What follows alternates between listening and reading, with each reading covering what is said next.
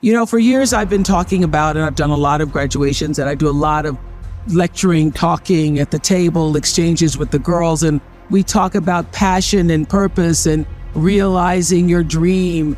And I realized that I was confusing them, and their expectations were out of whack. One of my daughter girls who graduated 2 years ago came out of school with a job that she previously interned.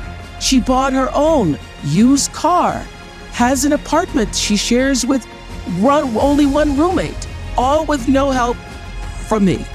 And she'd only been working about 6 months, calls me and says, "Mama, they want to give me a promotion, but I don't think I want the promotion because I don't think it fulfills my purpose." And I said, "Your purpose right now is to keep that job. Your purpose is to do what you have to do until you can do what you want to do." I borrowed that line from the great debaters. So here's the truth.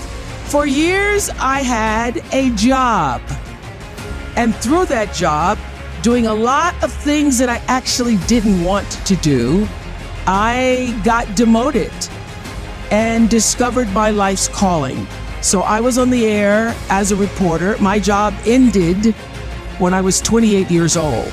But I'd been working in radio, got my first job in radio at 16, was hired in television at 19. And it was a job because every day I felt like, I don't know if this is really what I'm supposed to be doing. But my father was like, "You better keep that job." So when I was 28, it wasn't working out for me on the news because I was too emotional. I'd go to cover stories and cry because people lost their houses or lost their children.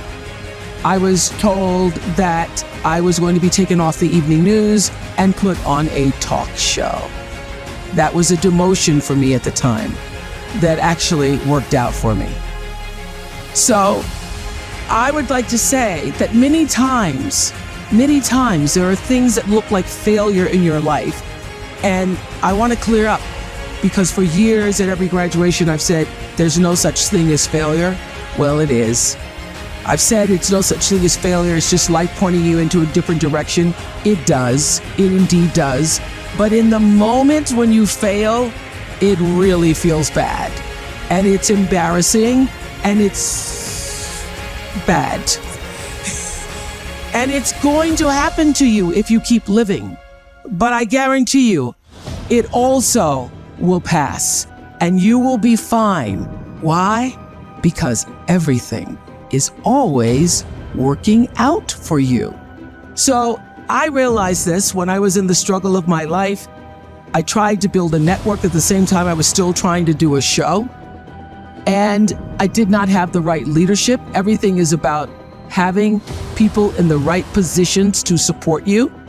And so I had to take a good long look at myself when everything in the media, because all of my mistakes are on the evening news or the CNN crawl.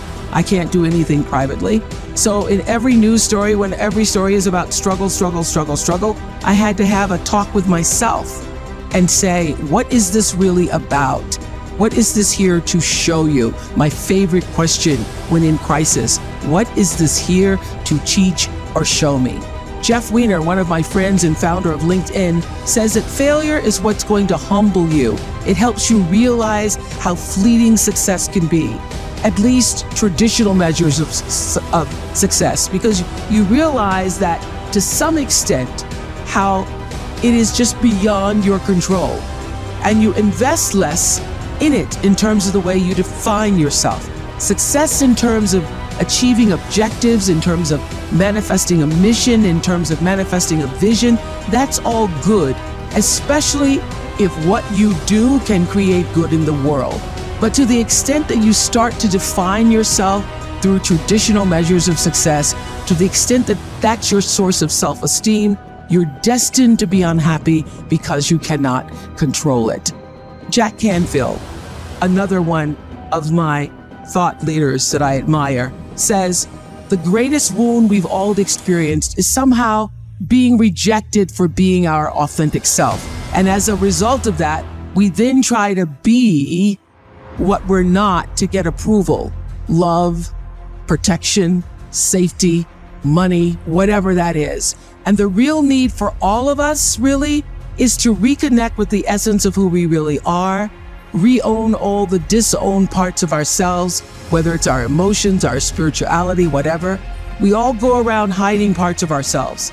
He says he was with a Buddhist teacher a number of years ago, and that teacher said, here's the secret. If you were to meditate for 20 years, this is where you'd finally get to. Just be yourself, but be all of you. So I've made a living, not a living, but a real life from being true to myself, using the energy of my personality to actually serve the purpose of my soul.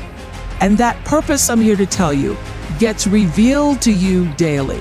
It is not just one thing. It is the thread that is connecting the dots of everything that you do. So when I first started television at 19, as I said, I was just happy to have a job. But later, through experience, trial, error, some failures, recognized that my true purpose was to be an inspiration and a force for good, to allow people to see the best of themselves through the work and the stories that we were able to tell.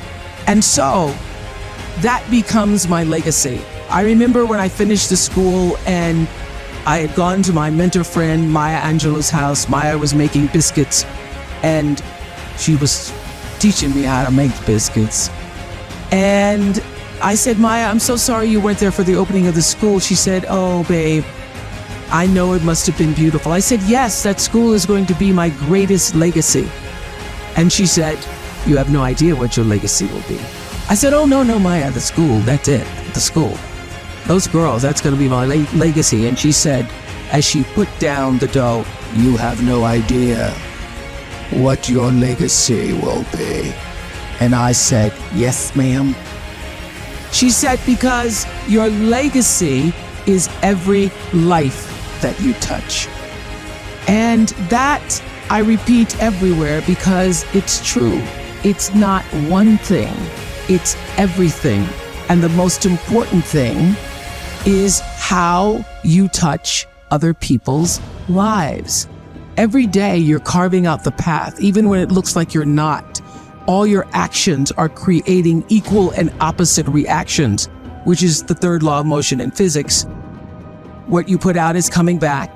How you think and what you do is already being done unto you. That is my religion. I live by that.